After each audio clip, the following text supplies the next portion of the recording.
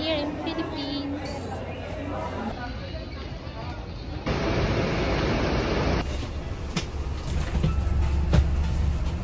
Yan po siya.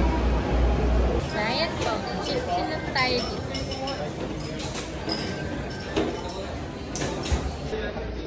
Oh, it's the lugaw. Here, mga tinapay ni Kuya. Ito po yung lugaw. Ito po yung OFW lunch. So, ito na po yung OFW lunch.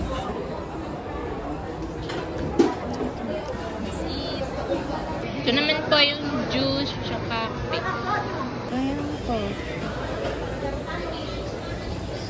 Iyak ko pa doon.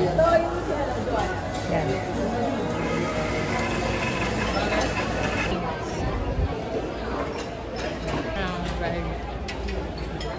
Ano ba? Ano po yung flight charging station. Ayan. Assistant desk. Here na is the luggage. Doon po nila iniiwan. Mga luggage.